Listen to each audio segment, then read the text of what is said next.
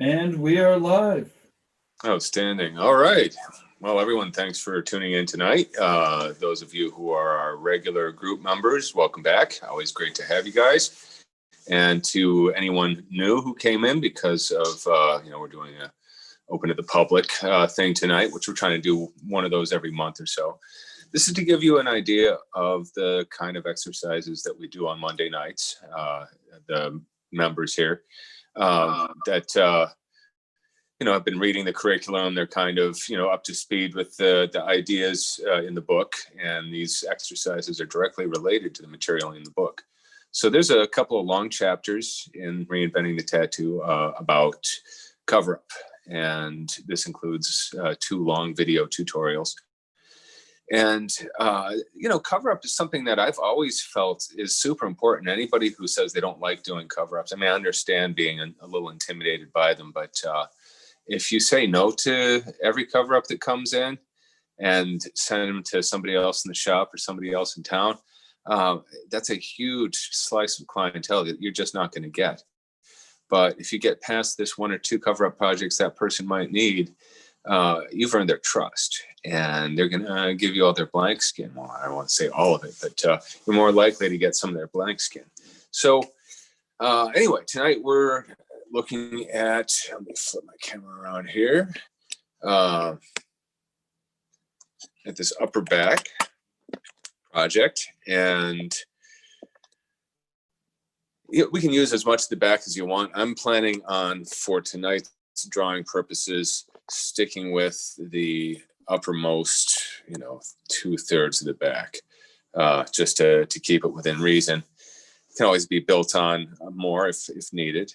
And we've got a mishmash of stuff here. Let's zoom in a little closer and take a look at what we're covering. So it's pretty dark, and even though it's old, so it's diffuse, but there's still some dense black in these areas, and tribal stuff.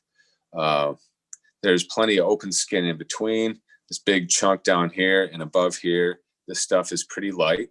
There's just this one blob here. You've got a continuous mishmash of lighter stuff in the upper right here. That's all going to need to be dealt with as well.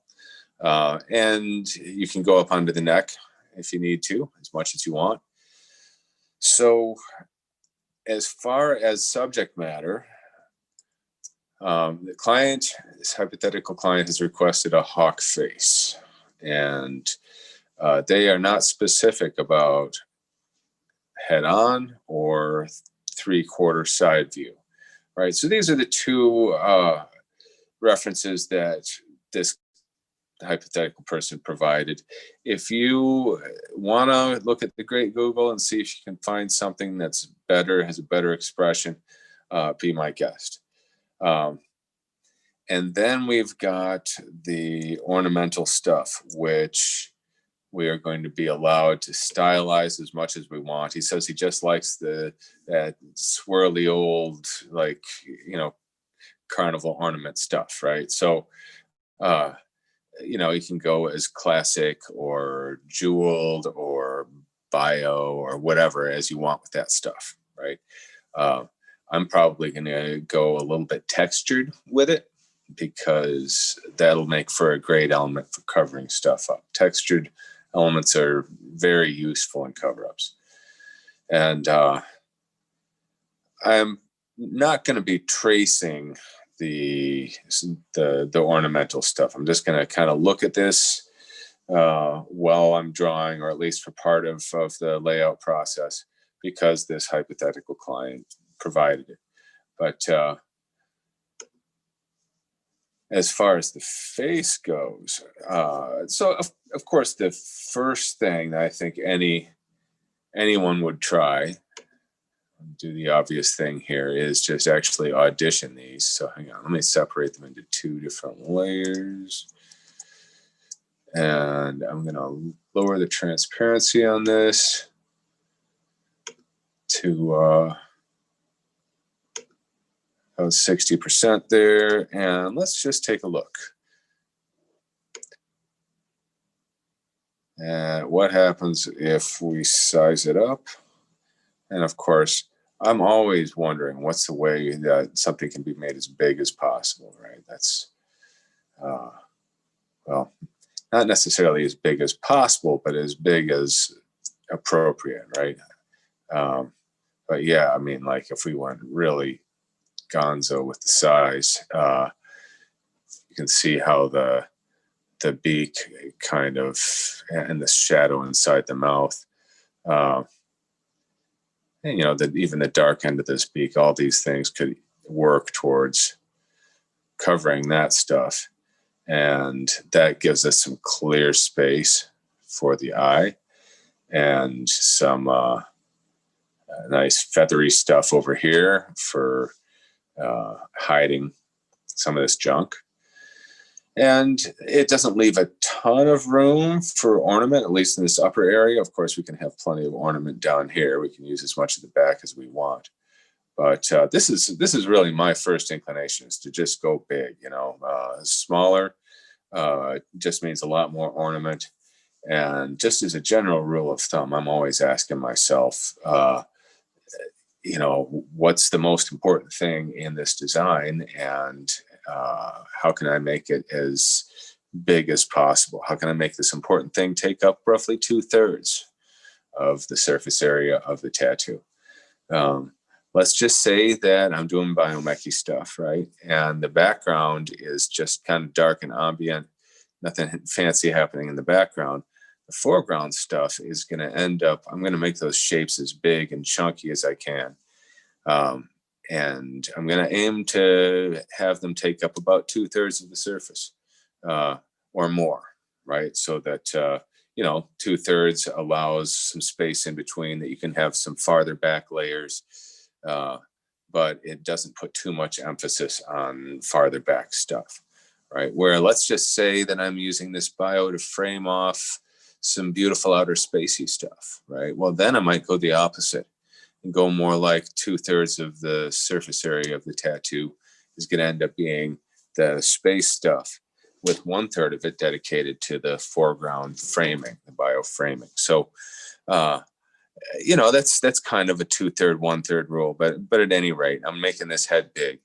So let's okay that. And then I'm also going to turn this layer off for a moment and do the same thing with this face on head. Take it to 65% and then see how it fits. Now, we've got this kind of light area up here. There's this glitch here, which probably could be hidden in a feather there. Let's just see how big we can make it.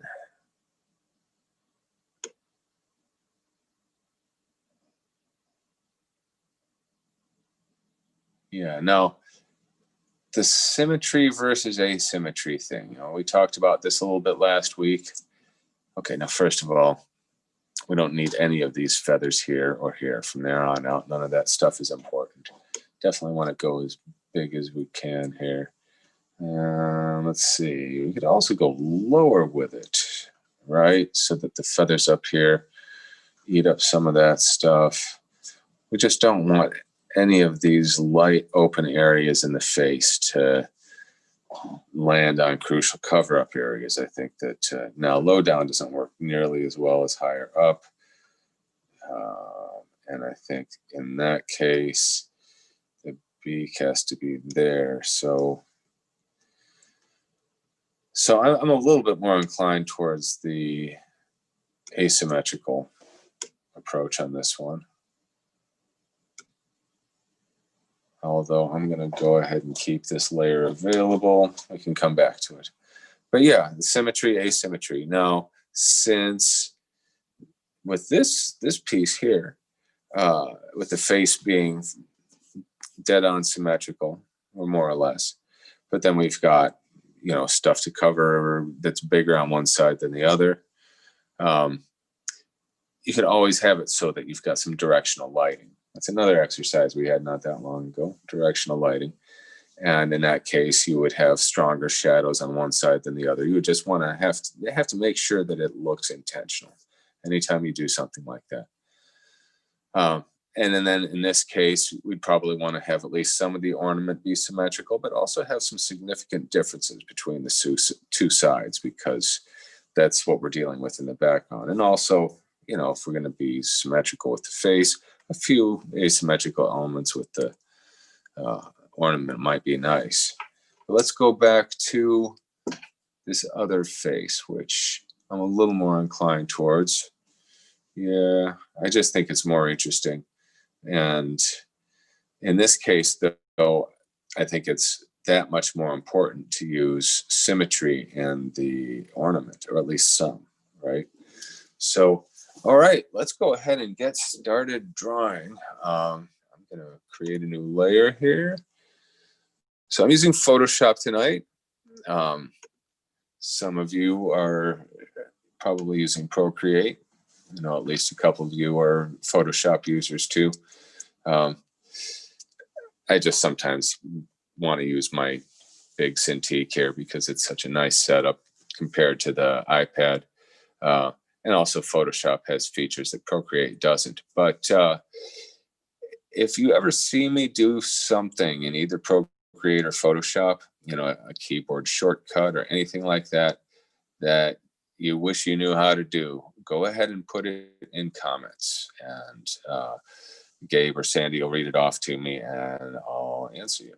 But as long as we're on the subject of comments, please take a moment to chime in. Love to know who's with us tonight. And if we don't run out of time later on, maybe we can take a moment to look at some of our exercises from last week with that Gothic architecture, mandala with the peonies. That was a fun project. And yeah, I don't normally draw stuff like that, but I really liked how the drawing turned out that I worked on. And so I'm really curious to see some others. But anyway, love to hear from you and just know who's here. Okay, let's see. So far in the chat room, Chris Hall, Tattoos by SJ, Arturo ZM, Saludos desde la Ciudad de Mexico. I got the de Mexico part. Tavan and Tavan. All right. Well, and, hey, everyone. Giro Far 222 also. Glad you could all join us tonight.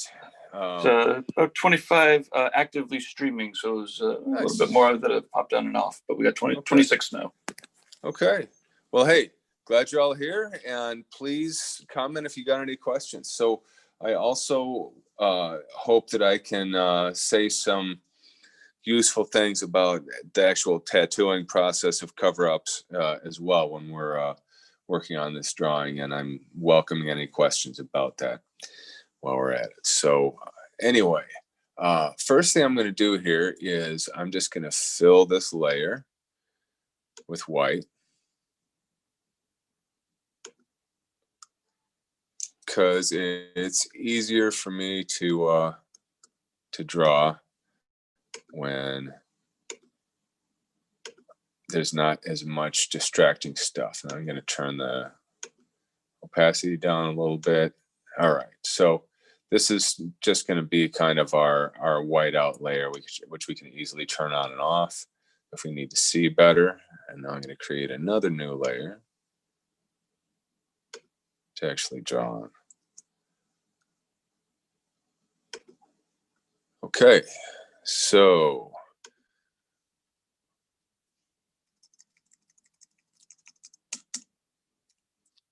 I'm going to zoom in a little bit, but not too much. No, I'm not going to zoom in yet. In fact, I'm going to zoom out so that we're seeing it small.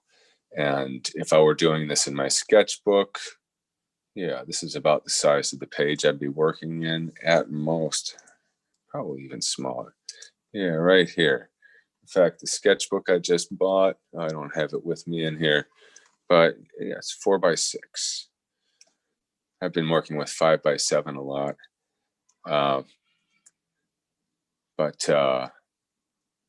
Yeah, that's 10 by 15 centimeters. But anyway, okay. I'm just going to draw one side of this and then we can duplicate it. And I know there's a way of doing symmetry in Photoshop the same way that you can in Procreate, but I've not actually done it. But I'm just going to really sketch out the movements of this quickly. So imagine having, you know, all this doubling up on the left. And I'm going to probably end up drawing and redrawing it several times. I'm just going to try to get a motion that I like. And it's going to need to, you know, be able to deal with covering this stuff. So I think that what's going to end up happening is it's going to have some fairly dark, crusty areas, which I think work well. And let's see, yeah, the junk we're covering comes all the way out to the very edge. So I'm going to do some leaves that, because, you know, you can vary the size of those to fit exactly as you need. And then, so I'd like to have something that goes behind the hawk and then something that comes in front. And that's not going to come in front on the other side, right? But we have this chunk of tribal that really cuts in here. And it's going to be hard to just cover that with feathers. It would be nice if we could come up with some kind of an ornamental element that would cut in there and help disguise that. So let's just say ideally it should be, you know, you've got this opening between the two sides of the tribal. I think it should be something along those lines, right? It comes right through that and no one would suspect a thing, right? Now, this isn't a style that I've drawn my own mechified style a million times, but I actually have to like look at a reference to get it to look sort of legitimate, right?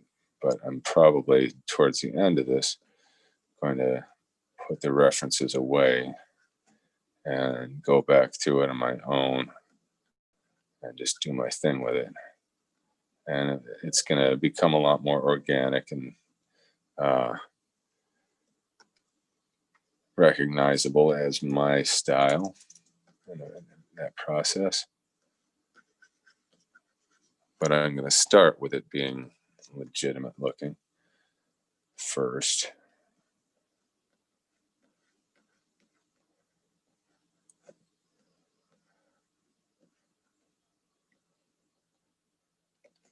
Okay, so I feel like that's going to cover that tribal pretty well, right? And then the rest of the tribal, and let's see, let's just look at all the junk.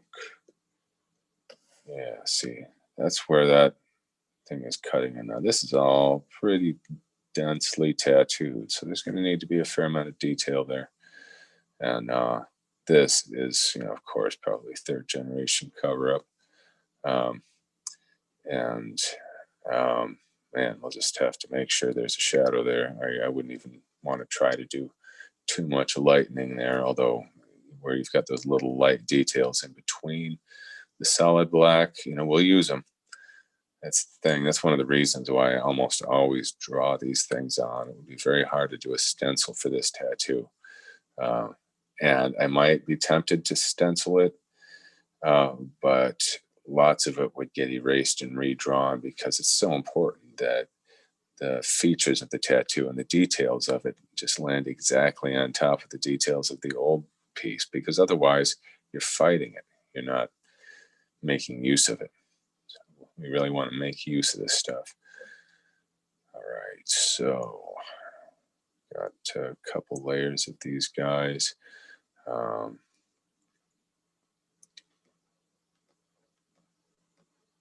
Need to make this one and this one look different enough from each other.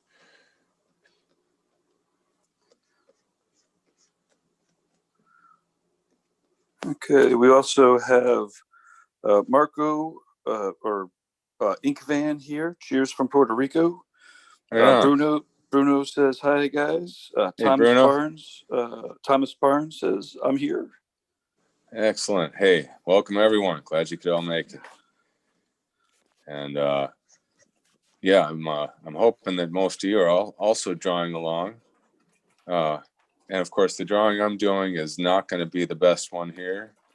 I'm just trying to kind of explain, how I would go about doing this. But anyone who has a better grasp of this ornamental kind of style probably make a better tattoo of it than I would. But yeah, I'm going to go up under the neck with it. All right. And so, since this stuff is going to be kind of organic and stylized, it's I can keep the first draft of it pretty rough before I flip it, right? Because the two sides are going to be handled a little bit differently. I am going to, I think, I'm going to do a little bit more drawing on this. I think that I'm going to get a little closer now.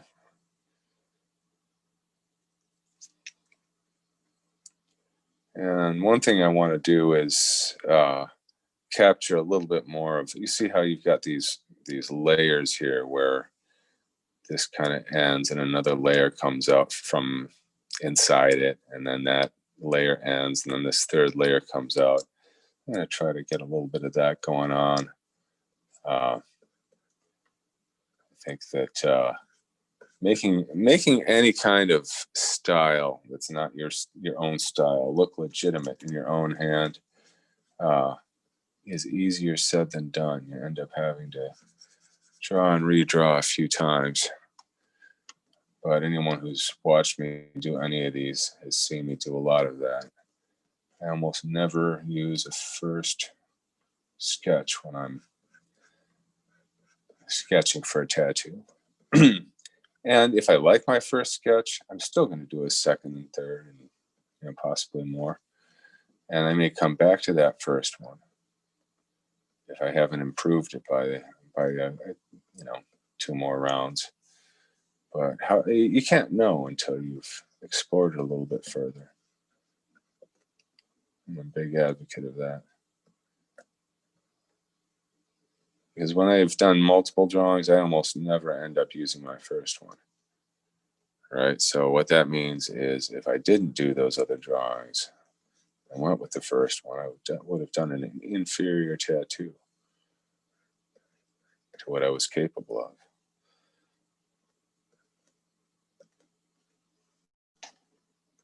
It's one of the reasons I like to draw small, at least for the first round, is you can do it a lot quicker and you're not going to get as attached. And you'll feel a lot better about, okay, well, that looks pretty good. Let's do another one. Right? So in that spirit, I'm going to do a couple more minutes on this one, and then I think maybe blank this layer and try another one. Because I feel like what I've done here is almost like a default, like what I would do if I didn't think about it too much. And sometimes that's going to be your best answer too.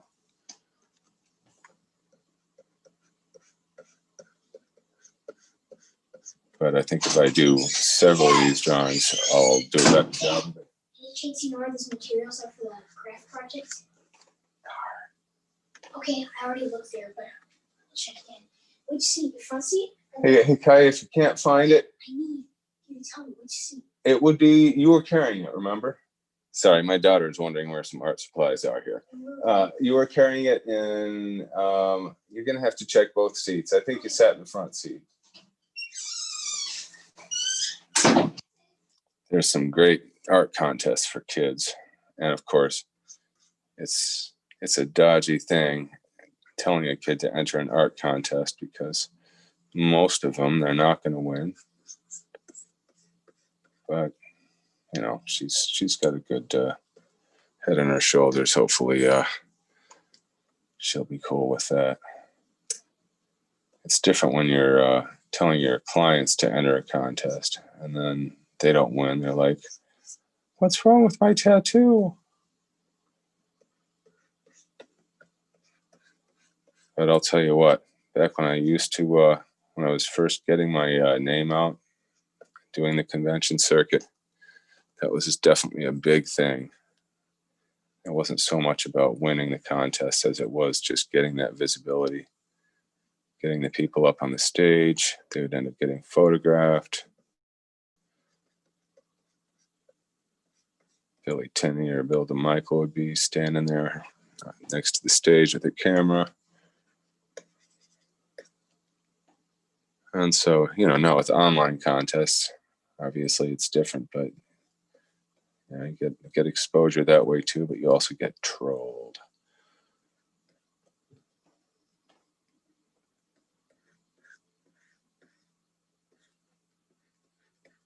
Okay, so before I actually blank this and start another one, I am, just for the heck of it, going to duplicate it and flip it and to see how it all looks.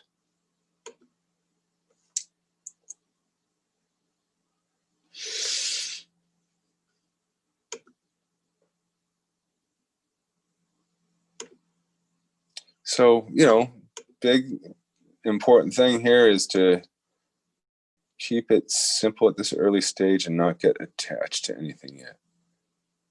Okay, we have space there too. All right. And then I'm going to have to erase out some of this so that the hawk doesn't get covered. So that would be all of this.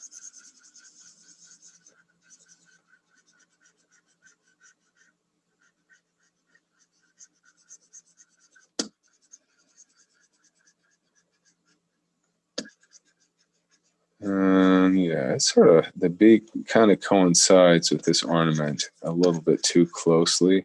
Something I always try to avoid.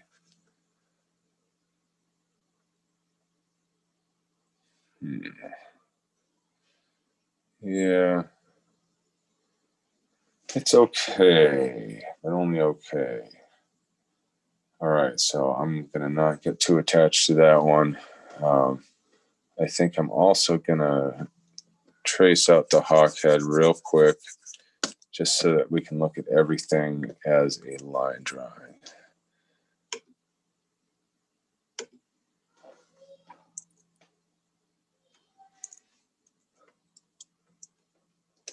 And I'm going to just do a real fast version of that. Can always come back later and tweak it out. You can see what I mean here, where the beak and this line just smash together. The end of the bottom part of the beak and that line, same thing, coincides real closely. And this stuff comes up way too close into the chin. So yeah, a few reasons why it doesn't quite work. But hey, that's why we're doing multiple drafts. And I want you to see me doing these multiple drafts because it's important to understand that being a seasoned pro or whatever doesn't mean that you're going to whip it out in one try. And in fact, I think I'm more willing to do multiple sketches now than I was earlier in my career, when I was a little more likely to feel, impressed by my own stuff, I think, back then. Where now I just want to improve it as much as I can.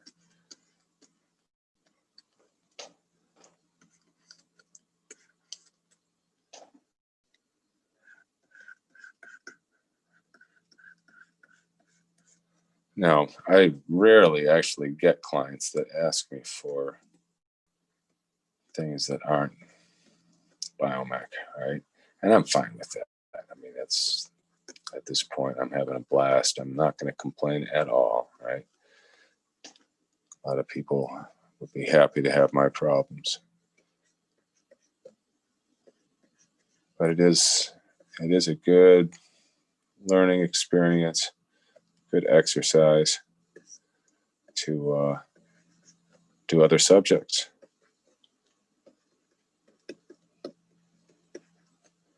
And over time, we're aiming to get a little bit more regular appearance of guest instructors that work in other styles, because I think that stuff is so important. I had a lot of fun when we were doing the VTGs, and we had our painting instructors that, we had, these are mostly kind of like realist sort of approaches, but everyone is so different. Joe Harrison, a little bit more loose and stylized compared to Sean Barber, whose stuff looks loose but is almost scientific in its application, compared to Christina Ramos, who is kind of exaggerating things in a very particular way to get a optimized effect. Classic meets modern, compared to Matt Hurtado, who's taking you through basically straight up realism. All kinds of different approaches.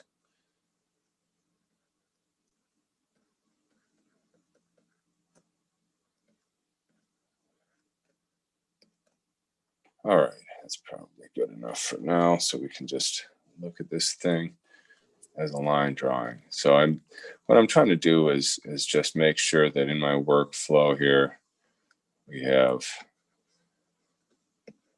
an easily readable, quick glimpse of what's really the design, right? So that way, boom, we turn that off, turn this back on. All right, so you can see why I felt like this outer part here was cluttered, but of course it's going to be tricky to do much over there because of the narrow spacing. So, maybe it doesn't have to be symmetrical, this ornament. I mean, I like how it comes up onto the back of the neck, how it comes down at the bottom, but what's happening out here and over here is not quite as awesome. I think that what's happening here would work as far as cover-ups go pretty well. Let's see. This connects to here. But nonetheless, we're going to try some other things. So, okay, I'm going to merge these together so that they're one layer. And finish that out a little bit. Okay, so how's everyone doing so far? We're at 8:35. I figure we're going to go for another half hour, 40 minutes at most. Any questions so far? Turn this head back on, and I was going to say this is a good time for people to put out their Instagram handles so everyone else can follow everybody else. And or if this is your first time here, let us know. And then let me go to what we have here. Okay, so Rob Shaw made it on. Okay, I made it here. All right. Along with my Google. Novel Overdose says hello. I'm from Indonesia. Thumbs up. Nice. Just about 30 people on, 29 people, 30 people. All right. Well, glad you could all make it. So I think I'm going to try an asymmetrical approach now for this ornament. So yeah, just a quick kind of recap for people who have just recently arrived. This is a hypothetical cover-up project. This person, in fact, has already had this stuff covered up with something completely different. But I thought that this was a good balance of tattooed stuff with some blank skin for us to have this kind of a hypothetical project. And we looked at a couple of different hawk heads and ended up, well, I'm a little bit more attracted to this one, so I'm going to keep running with that. And we've got a white layer here, which just makes it easier to see what's going on. And I've done a line drawing tracing of the hawk head to make it easier to see. And then here's my first kind of rejected ornamental layer, and I'm going to try a different one. This time I'm going to try a different approach. And I'm downsizing so that it's back to thumbnail sketch size. And I'm going to look at this stuff. I'm going to try to come up with something that's more diagonal. And, you know, I always feel a little nervous doing back pieces that don't have some kind of symmetrical balance to them. Yet at the same time, some of the greatest back pieces I've ever seen have been completely free and open uses of the canvas. So, yeah, that's one of those things one of those hang-ups that I try not to get too lost in. Okay, so we've got these two lines here in the tribal that I think that the idea of bringing some kind of an element in there that uses that is still probably pretty sound. And let's see.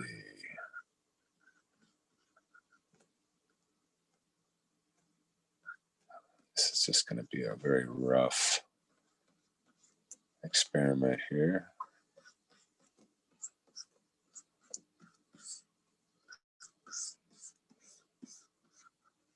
And I think that ultimately I'm probably going to go a little bit more bio-ish with this ornament, simply because I'm going to make it look better in my own hand than I'm going to try to imitate, the Victorians.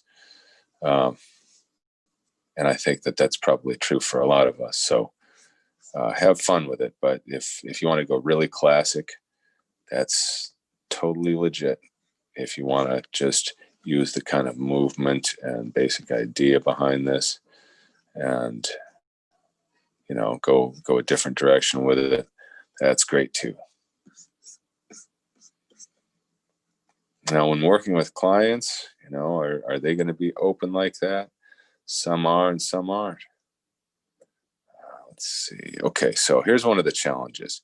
The area around the mouth. We don't want to do too much there, right? We don't want to have like a cool shape happening right there because it's going to be like he's carrying this thing in his beak, right? We want it to be very inconsequential because this part of the beak is such an important part of the face, which is the same reason we didn't want the eye landing in a cover-up area, right?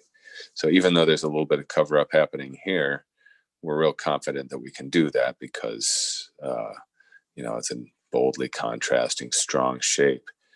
And the cover-up area lands all in areas that are dark in the reference. So there's this shape coming up. I'm just afraid to do anything that it makes me nervous to make anything that's got any real character to it there.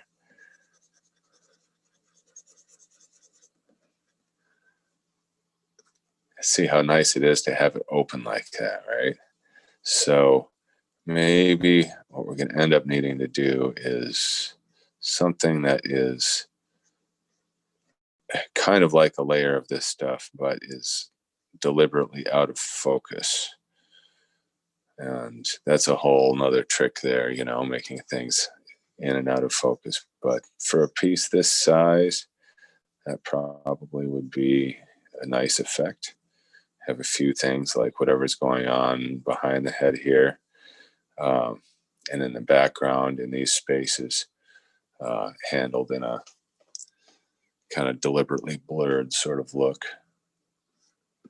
Okay, so I already like this flow way better than that other one.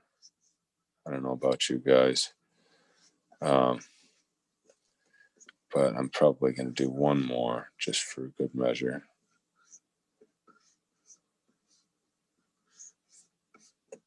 But it's going to be a variation on this diagonal theme because I already just think it's obvious that that's a better way to go. And I think about what would I rather tattoo also. Strict symmetry. Some people love tattooing that stuff, just I think partly because when you do it right, it just looks like a robot must have done it, It's just like this almost inhuman level of skill and accomplishment. And I understand that. There's definitely an appeal to that. You know, this French guy that goes by the name Black Symmetry, you know, his stuff, you know, it's just crazy, right?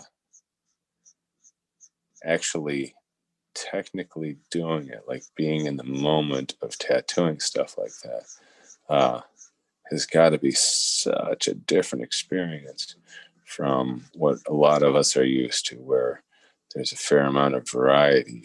You know, you're going from color to color, from texture to, you know, different elements that are all, you know, have their own character.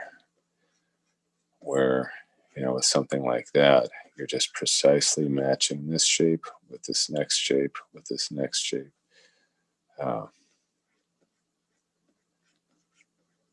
Yeah, I personally enjoy the variety, but I understand like kinds of art that are sort of like a meditation.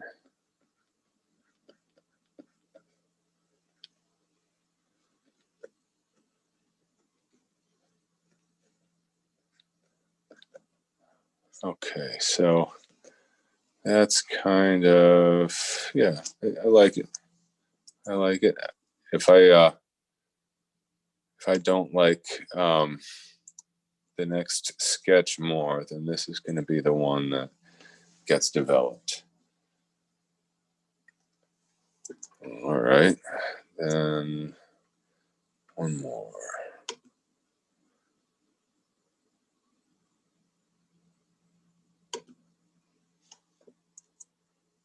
Because we're almost at 8:45, so definitely need to make up my mind, right? Okay.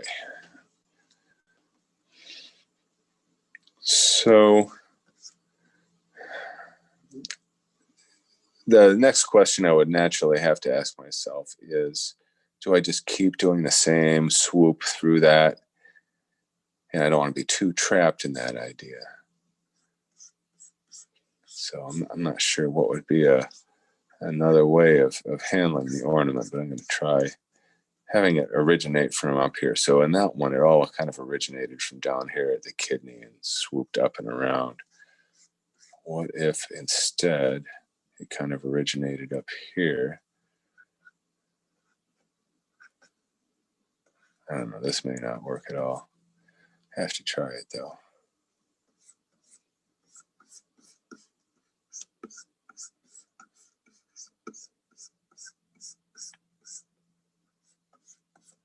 Sometimes it pays off to try out unlikely things.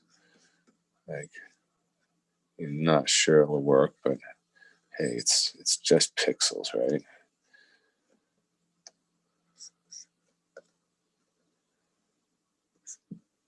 Yeah, I already don't like that. Okay, so let's ditch that layer.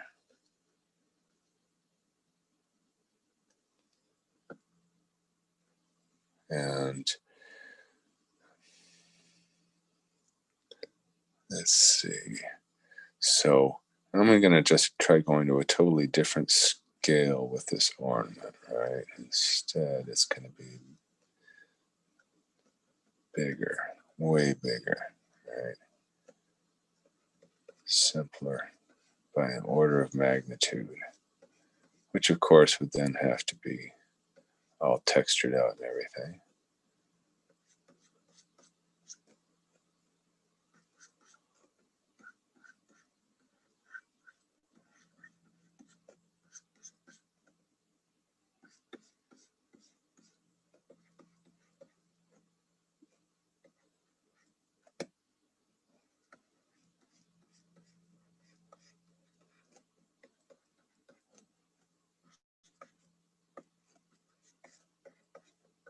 And so this little bit of tribal stuff that you're seeing jutting out of here, well, let's see, I think,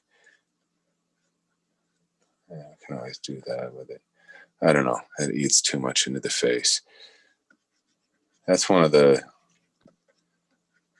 big challenges in this cover-up, is just dealing with that stuff in a way that isn't clunky.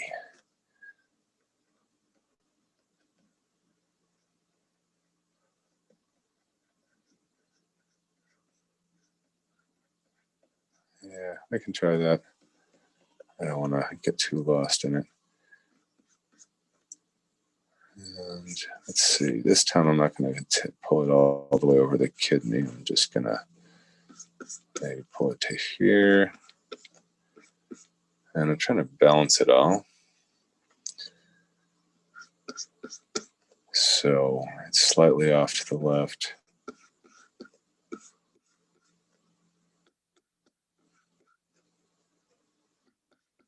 So yeah, if there's anyone who would like to join this Zoom conversation for this last 15-20 minutes, I'd love to hear from you all and it's about some of your cover-up experiences and about how your drawing is going tonight. And the Zoom link is about to get posted in comments if it's not there already.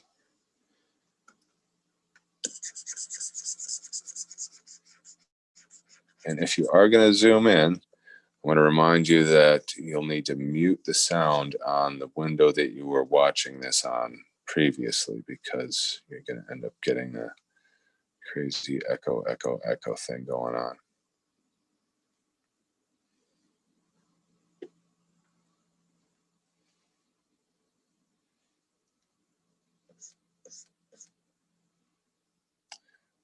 Yeah, I think I'm just going to go back to this one and I'm going to clean it up.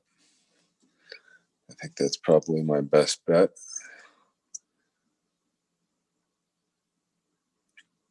I'm going to be real curious to see some of your others.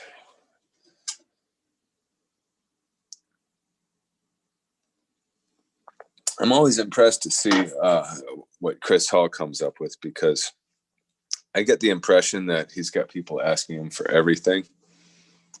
And even though he's a kind of a bio specialist, black and gray guy with a very distinct thing that he's known for doing, I just think that owning a shop in a college town for all those years, you're going to definitely get run through the ringer in terms of versatility.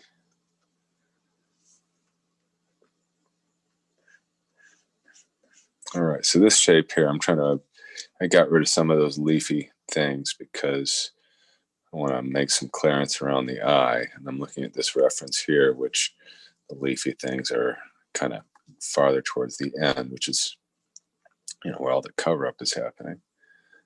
So I'm kind of looking at this shape, in other words, and although I'm planning on getting a little bit more organic style with this, the things that I like about the flow, I'm going to try to keep those. So in terms of looking at references, if one of the things that your client has brought you for a reference is somebody else's tattoo, what I recommend with that is to not look at it at all while you're drawing.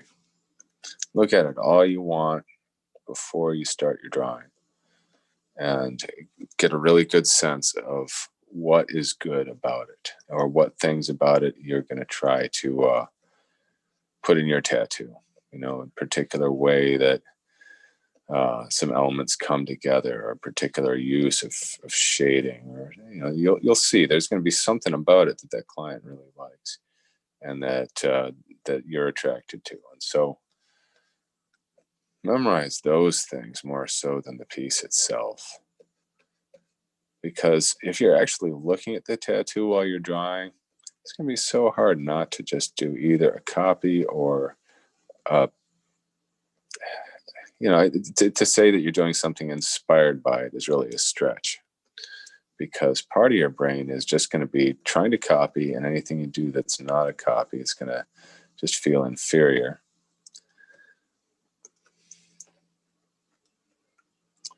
Anyway, that's my advice when it comes to references that are actual tattoos. Absorb what you can and then put them away.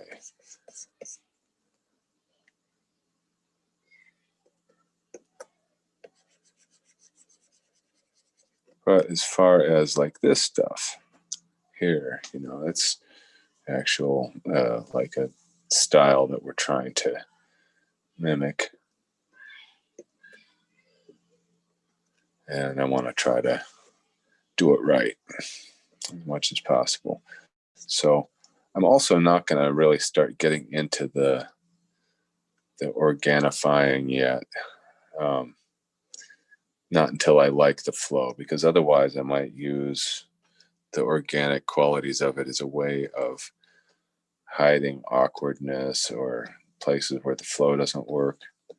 It's funny, Aaron Kane had a name for this. He called it the magic. Anytime you got like an element that you're not sure how to connect it to everything else, just make some squishy stuff, you know, webby, squishy, you know, shapeless stuff, and kind of glue it all together with that. It's magical because you can glue anything together with it. That's why we called it the magic.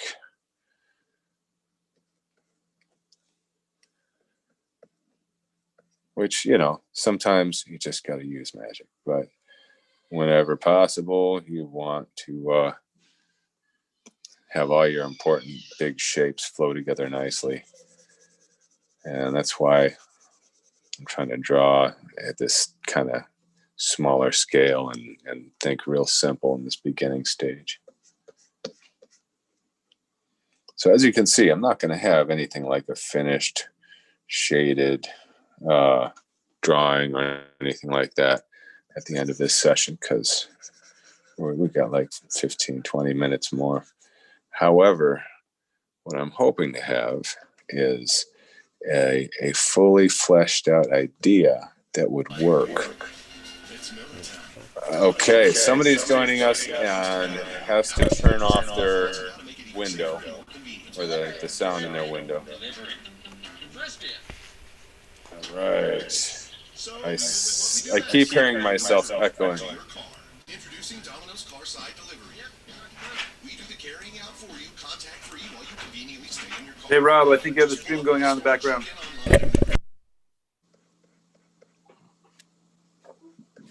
All right.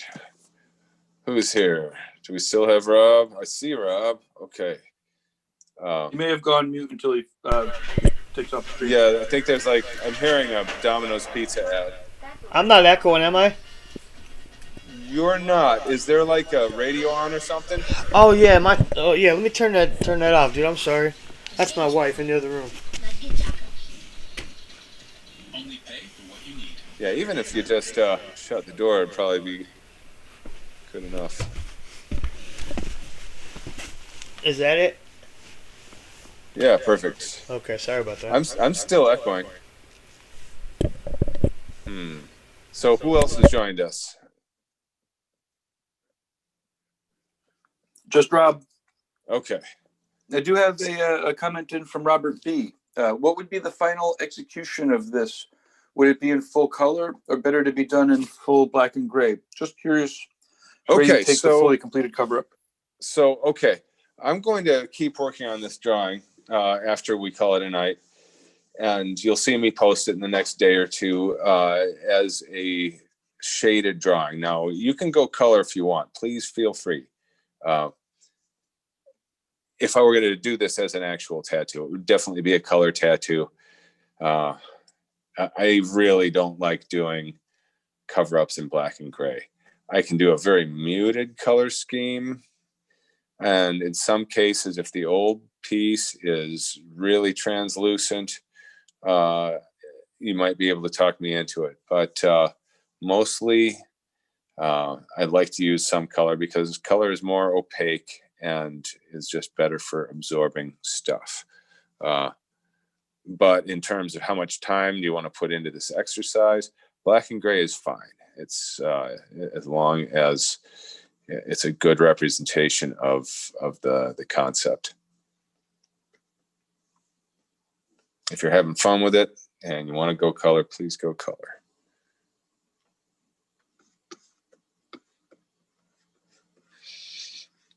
So yeah, at this point, I'm just, I'm looking over at this reference and I'm having exactly that problem I was telling you about, where every change that I make to it just feels like I'm screwing it up, right? Reminds me of this time when I was painting some rocks at a state park, and the lighting was really nice, but it kept changing, and I felt like I was in a hurry, and that there was just absolutely no way I was going to capture all the detail of this thing. And it was really bugging me, right? Like all I was making was this really lame excuse for a rock. But, you know, it wasn't about all the stuff. Like when you look at the painting later, I mean, I ended up liking the painting later on, did a couple of them there. And yeah, the lighting changes so fast that you really have to just let go of certain things and say, okay, this is only going to be a loose modeling study of the basic mass of this or whatever, you know, and getting the light right and maybe a hint of the texture, because more than that just isn't doable. And it ends up being a nice piece because of that, right? The economy that goes into trying to simplify the subject into something that feels like a rock, but doesn't have the gazillion details of a rock. That's part of the beauty of art, right? Like when you see a really nicely painted tree or surf or anything like that. And I follow a lot of different kinds of artists. Follow a number of landscape painters. People just paint clouds, you know, all kinds of stuff. When you manage to capture what really feels like the complexity of a tree, and then you'll take a closer look at it, and it turns out to just be a few rough brush strokes. That's you know, one of the cool things about art. I just need to show you guys this real quick because my daughter did this today. Yeah, it's a catacorn. Woohoo! Very cool. All Very right. cool.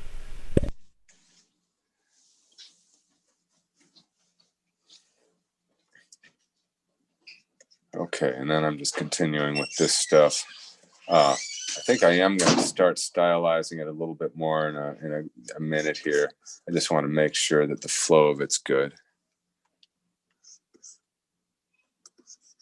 She's too young to have her own social media to post stuff on. At least, you know, I'm too old-fashioned to let her have it. So every now and then I have to just show her stuff off. Just because she's 9 doesn't mean she shouldn't be able to show her stuff off, right?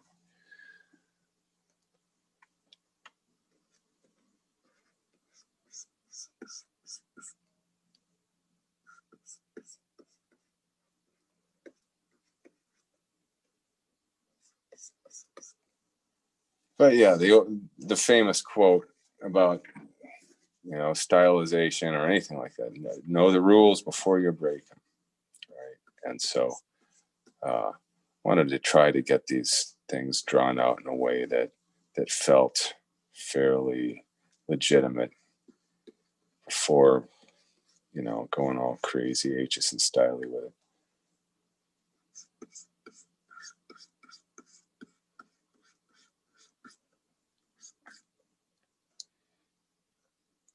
And so this stuff back here, there's going to be a bit of texture to it. And so this is one of the things about cover-ups that if you've seen the videos in the cover-up chapters in Reinventing the Tattoo, you know, I talk about this a bit, but, you know, if you cover something with solid black, now you're thinking, okay, it's solid black. Bingo, it's gone. But that isn't necessarily the case unless that tattoo was completely flat to the skin and not scarred, right? So a lot of the time, the kind of tattoos that need to be covered were not perfectly executed, and often there is scar tissue. And so when you cover it up with something smooth, especially with solid black, that texture of that scarring, especially in certain light, can be pretty visible. And even though it's black, and even though there's no detail of the old piece showing through necessarily, there's definitely a sense that there's something there, or was something there, and that has some complexity to it. And so I actually think that you can do a better job covering stuff up with texture or detail than you can with solid black. Because in reality, there's no such thing as solid black in a tattoo. What you've got is even black, right? If you do a smooth enough application of black, it will look very even. And it might even look even enough to fool the eye into looking solid. But if that heals and the person comes back and you then tattoo a part of it with more black, but not the other part of it, and you let that heal and settle, there's going to be part of it that's clearly blacker, darker. So, it's really all about the evenness. And when you're covering something with solid black, it's not going to be even. There's going to be, the lines and other junk from the old tattoo showing through. So with texture and pattern and detail, you don't even have to go as dark to be able to hide that stuff. You can easily do it with something that is, has some nice value range to it. It may look more dense than other parts of the tattoo, and so that's another part of the art of this whole thing, is to conceal that density by having another area or a couple other areas in the design that aren't even Coverup, but that have similar density, just so it looks natural, right? So everything looks intentional, like you did it that way on purpose.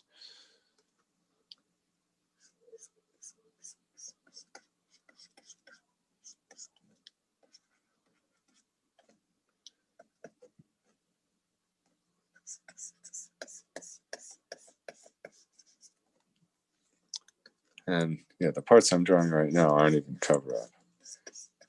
I've got to ask myself, so where are some of the places where I would put some more dense detail besides that? Well, in here, definitely, I would end up having some dark areas that have some texture in them, like this, right?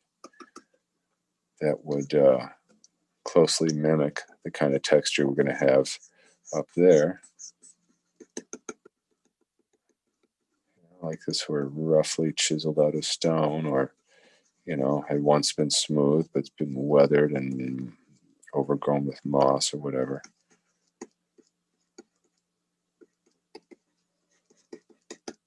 Those kinds of effects actually play out really well in tattoos.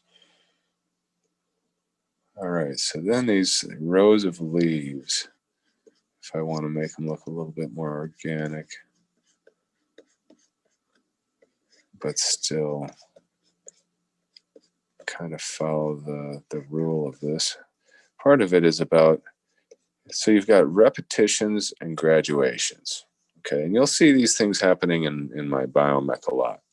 Repetitions and graduations. So when I say graduations, what I mean is something that changes as it repeats. It's a pattern of, in this case, leafy shapes. And they get bigger and change angle and fullness and curvature as they repeat, but in a way that isn't such a change that they no longer look like a series, right? You want it to look like a series at a glance. You want the viewer to notice that follow through without having to look for it. So you don't want to be too far away from similarity with them either. So there's a little bit of a balance going on there, but I love repetitions and graduations, and I use them everywhere because the eye is led along on this journey.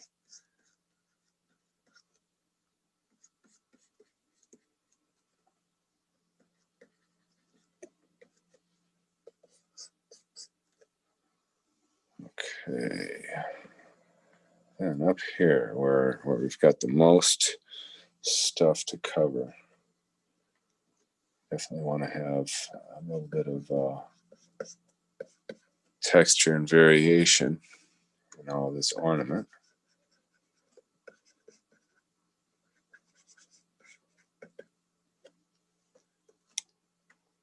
And so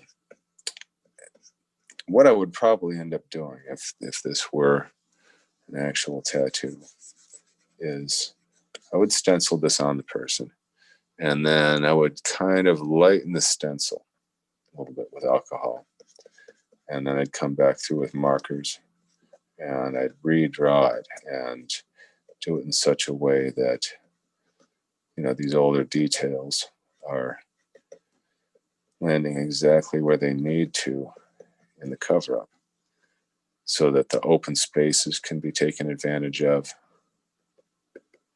and so the strongest lines and edges can be, you know, hopefully incorporated and used in the new design.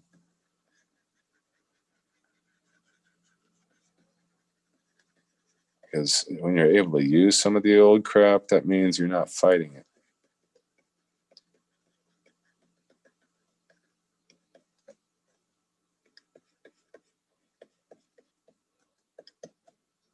All right, so we also have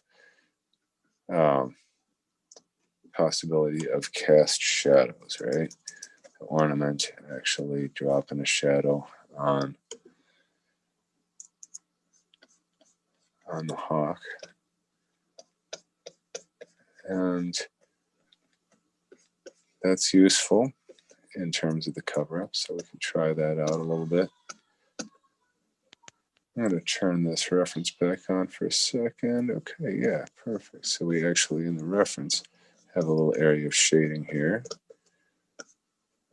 Now I'm just very quickly hazing it in. I'm going to look at the reference a few times, but I'm not going to trace it with the reference actually on. I don't like doing that. Okay, and then I mean I can do line tracings, right? But when it comes to actually like shading it, I find it very confusing to try to do that with the reference layer turned on. I'd rather just turn it on and off a bunch of times.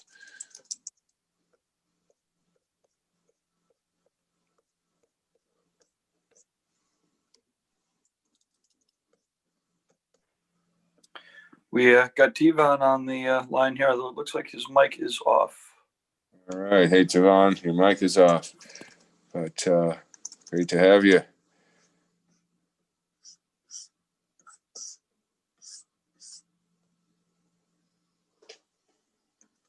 So yeah, I'm just going to mess with these cast shadows a little bit, and I'm going to continue to add little bits of texture too.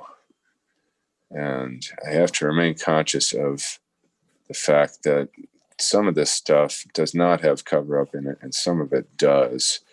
And so what that means is, like a lot of it, I can leave pretty open. But this only makes sense if there's a certain amount of this in the places that are not cover up. This is a really important thing about doing successful cover up is accepting what's happening in the cover up area and saying, okay, well that's how the tattoo looks, right? Making it look as nice as possible, and then carrying that look through the whole tattoo so that it looks intentional. Done that way on purpose.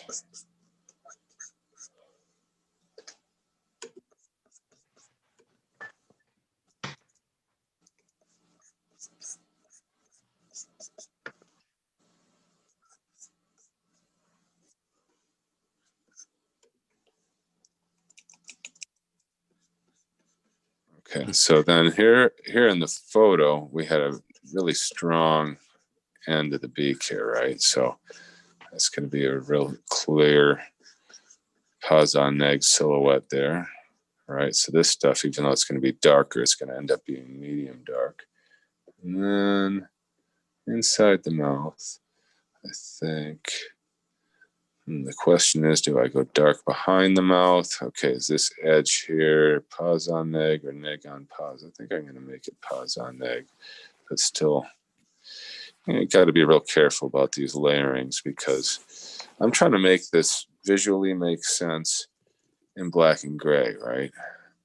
And like the question that gentleman had asked earlier about, are we going black and gray or color with this? Well, I always want things to work in black and gray before I take them to color. I think that the value of the thing needs to be kind of figured out. The plan of where the darks and lights are going to be, the pos-neg relationships, the big gradients, all that stuff. Really very helpful to know before you get too far into it. Speaking of, Ink Van is asking, what colors would you use for the actual ornament parts that go over the dark areas on the right side for the example? Okay, well, whatever colors I use here, I'm going to have to use elsewhere too. So, all right, chances are, me being me, I would use opaque grays. So I would have 3 opaque grays poured. And in fact, I almost always do have 3 opaque grays poured. And so what that means is a dark cool that's pretty, let's say 70%, pretty close to black. Then you've got a medium warm. I use this one from Eternal called Clay Gray. And then a light kind of neutral, which is, one that I like is called Rigor Mortis, another Eternal. There's another one called Light Cool Gray that I sometimes use. So anyway, yeah, I would have those 3 grays and black. So a lot of this would, I would try to have all these textures dialed in using those grays all the way through the whole thing before I started getting into other colors. Then the other colors, I would have an ochre, caramel. It's kind of like a really mustardy brown. I like caramel a lot. And then mocha. These are all Eternal colors I'm listing here. And mocha is also pretty warm. It's not like a gray brown. It's pretty orangey. But I'd be laying that on top of all those neutral grays. So anyway, when I got into these areas, I would end up using a lot more of those warms because I know they're going to get cooled down and darkened as they heal and settle over these areas. When I worked in the areas where there's no Coverup, I'd probably use more of the grays and the more neutral tones because I know that there's nothing competing with it. And even the smallest amount of those bright warms is going to be really visible in those areas. So, there's a certain amount of like learning to get a sense of what to expect in a heel on a Coverup before you can really get 100% comfortable with knowing how far to push something or how bright to make something when you want it to tone back.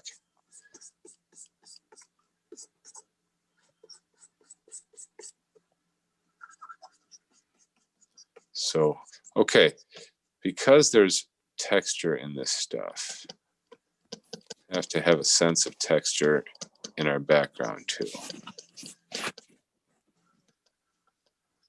And another thing is, if we just did black and gray, this old stuff that we're covering, even though there's no bright color in it, it's got that aged, bluish, old tattoo look. And at very least, at bare minimum, we would want to have some of that color, that aged blue color, used elsewhere in this back piece, so otherwise it would just be obvious. That's one of the things is you don't want anything, no matter how good it looks, you don't want people to say, hey bro, nice Coverup. You just don't want that ever. You want them to just simply say nice ink.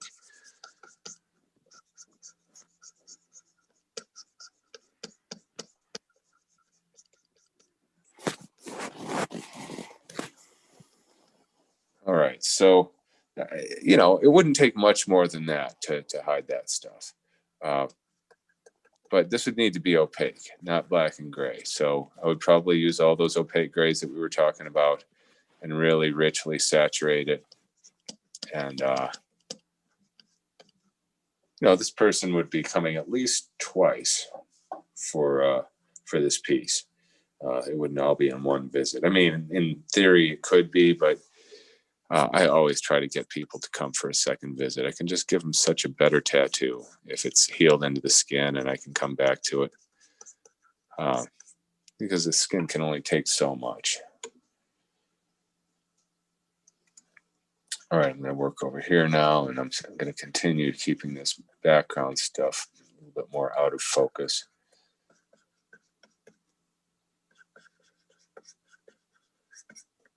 And now we're at 20 after 9. All right, so I'm going to try to wrap this up in the next 10 minutes. So this background here, there's a fair amount of stuff there. So, maybe it would be good to have some kind of a movement, the way we've got this movement kind of coming through it.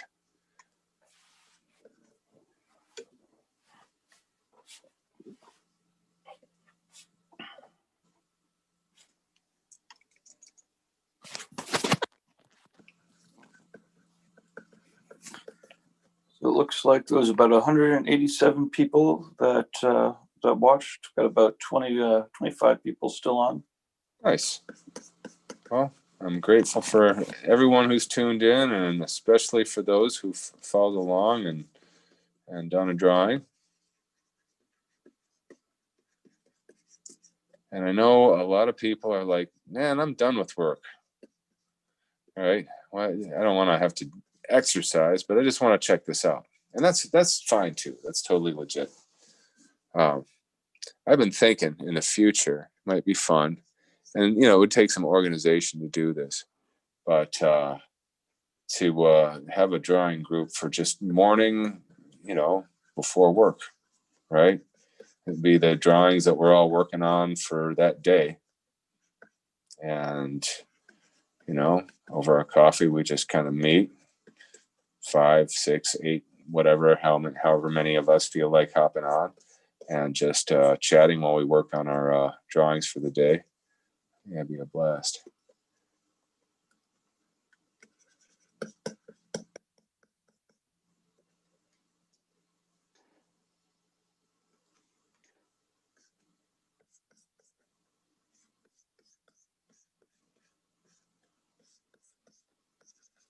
So yeah, there inevitably ends up being in this a bit of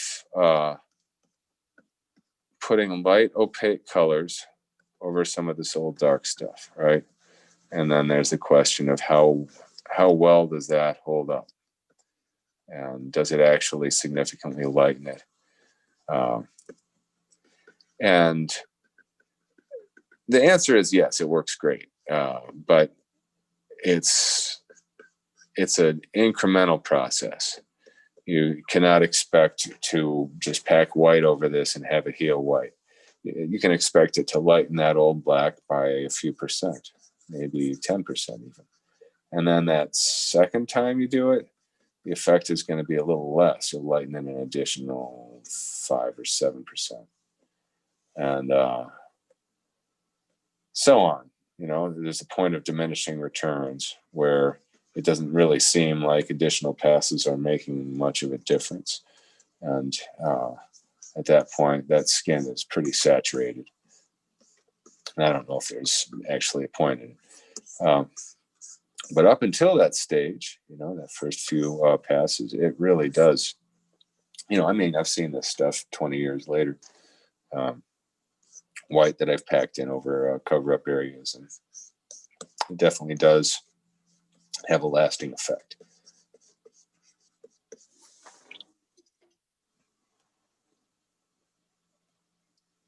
The idea of white being a transient color or whatever.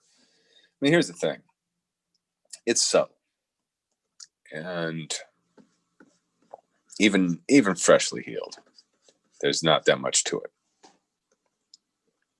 And I think maybe some people see that and they're disappointed by it and say, well, screw this. I'm not using that. But once you get past that sort of like disappointment of the false promise of white, you realize that it does actually feel different from blank skin.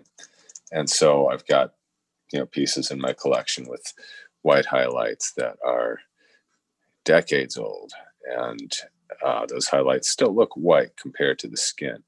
Even this completely banged up, cut in half, and sun bleached thing on my hand that Carrie Barba did, it's seen so much abuse, but the white highlights still, I don't know if you can see it. No, you definitely can't see in this lighting.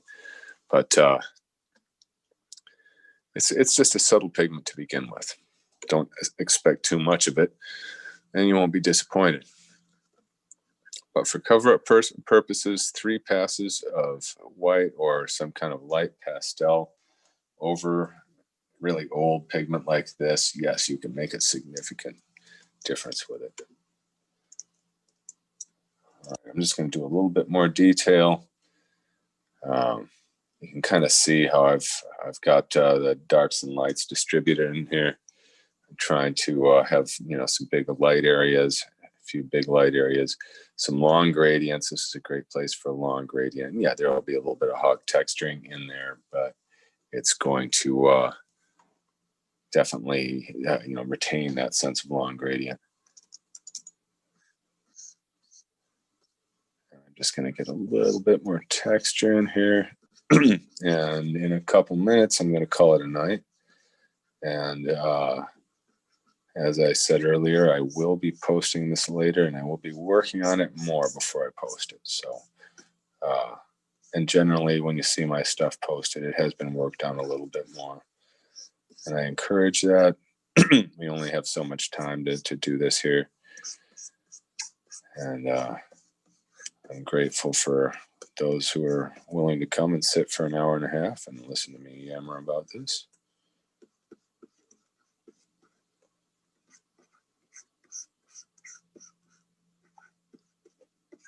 So in addition to doing these exercises every Monday, we also sometimes do paint jams a couple times a month.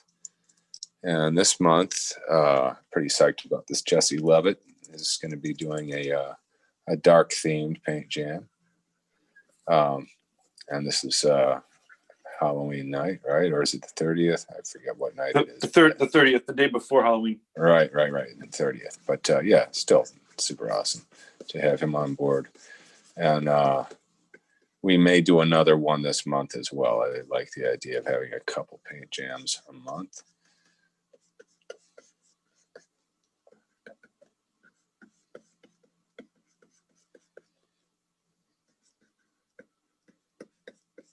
And I know I need to announce the rest of our exercises for the month as well. I have not done that yet, but I'm kind of tempted to do this cover-up thing a little more regularly. I just think it's such an important exercise. And if anyone ever wants to, just for fun, submit before photos for the class to use, that could be fun too, especially if it's your own tattoos. Like, what could this be covered with? Always been baffled and stumped.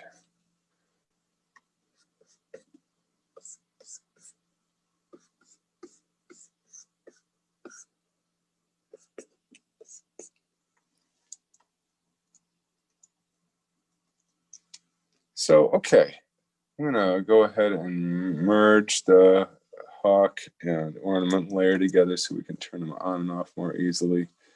And we turn this off. So, all right, that's what we're covering. And this is without the white layer. So let's get a little closer again. Now without the white layer, you can see there's going to be a need for a little bit more texturing over this hand here. But this is all nice and open. All this, there's a little bit of that stippling in here, but that's inconsequential. There's this sort of teardrop thing here, but I think that can be hidden within the the shading of the eye pretty easily. All right.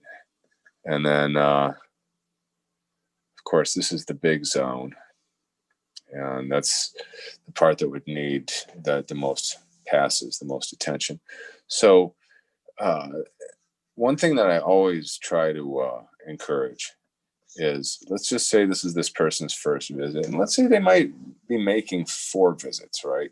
Because, you know, I mean, we're probably looking at 4 passes on this, and maybe they're only coming, maybe they're in town. Like, I'm used to people coming for a couple of days at a time. So let's just say this person is going to be sitting in your chair a minimum of 4 times, maybe a 5th time for a final touch-up after all of that, right?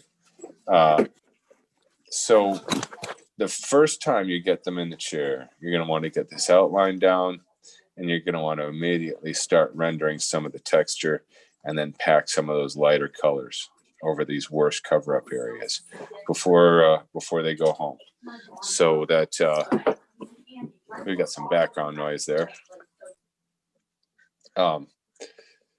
But even if the rest of it, you don't get any color in at all, any detail, you want to at least attack these cover-up areas. Then the next time they're in the chair, you work more of the whole thing, you refine the whole thing. But again, you hit those cover-up areas, you get those light colors again, so that if they're going to be with you 4 times, if you're going to be in your chair 4 times for this tattoo, every one of those 4 times, you've worked the worst of the cover-up areas, at least a little bit. You've layered some pigment in there. You don't want to waste any of those opportunities. I've seen people do cover-ups where they outline the whole thing, and they just kind of, you know, they start with the easy parts and get them all colored and rendered out. And then finally it's like, all right, well, let's do this cover-up part now. And that is the opposite of what you want to do.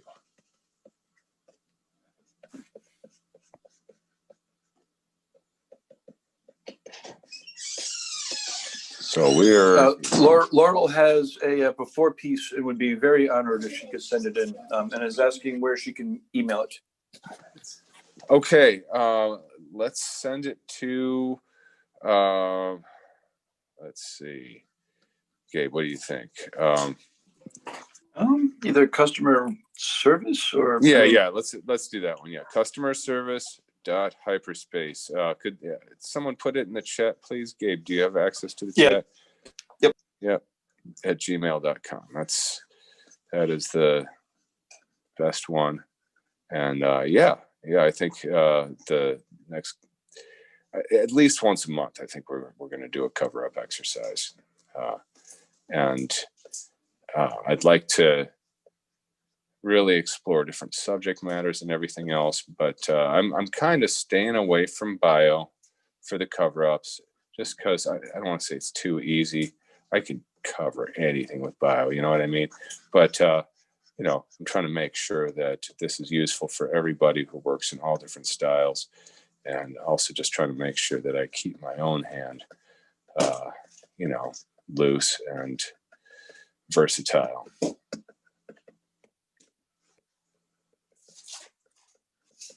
I think I'm about there in terms of at least what I need to do right now. Before I post this, I'm definitely going to work on it some more. Zoom in one last time here.